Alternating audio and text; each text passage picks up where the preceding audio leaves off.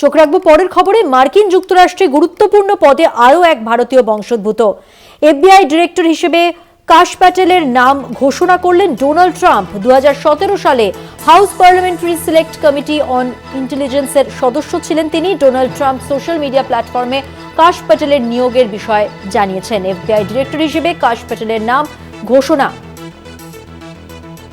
ট্রাম্পের প্রথম মেয়াদেও গুরুত্বপূর্ণ পদে ছিলেন এই কাশ। সোশ্যাল মিডিয়া প্ল্যাটফর্মে কাশ প্যাটেল তাঁর এই নিয়োগের বিষয়ে তিনি জানান।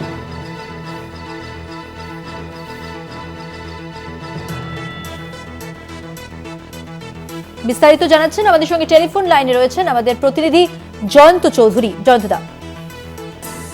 হ্যাঁ, ভারতীয় বংশোদ্ভূত কাশ প্যাটেল, তিনি তার বাবা প্রথম গিয়েছিলেন, উনি সেই অর্থে দ্বিতীয় প্রজন্মে। তিনি এর আগে যখন ট্রাম্প প্রেসিডেন্ট ছিলেন তখনও কিছু উচ্চ পর্যায়ে সরকারি পর্যায়ে তিনি ছিলেন। তারপর তিনি এখন তাকে নিযুক্ত করা হচ্ছেন, ট্রাম্প তাকে বেছে নিয়েছেন এফবিআই এর অন্যতম পরিচালক হিসেবে। মার্কিন গোয়েন্দা সংস্থা, সরকারি গোয়েন্দা সংস্থা, তো তার মাথায় তিনি থাকবেন। তিনি ইতিমধ্যে একাধিক বিষয় নিয়ে বই লিখেও খুব জনপ্রিয় এবং বিতর্কিত হয়েছিলেন যখন বাইডেন জামানাতে। তো সেই রকম একজন ব্যক্তি, তিনি ভারতীয় বংশোদ্ভূত, এই প্রথম এফবিআই গিয়ে পরিচালনা ভার পেতে চলেছেন কাশ প্যাটেল।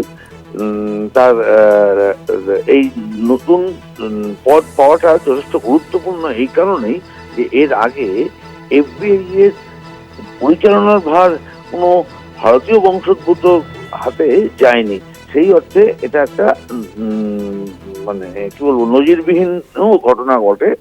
কারণ আমরা জানি যে এফবিআই অর্থাৎ মার্কিন গোয়েন্দা সংস্থা অত্যন্ত একটি গুরুত্বপূর্ণ, সারা বিশ্বের ক্ষেত্রে একটা গুরুত্বপূর্ণ সংস্থা। সেই সংস্থার ট্রাম্প তার পরিচালনার জন্য বেছে নিয়েছেন এই কাশ প্যাটেলকে।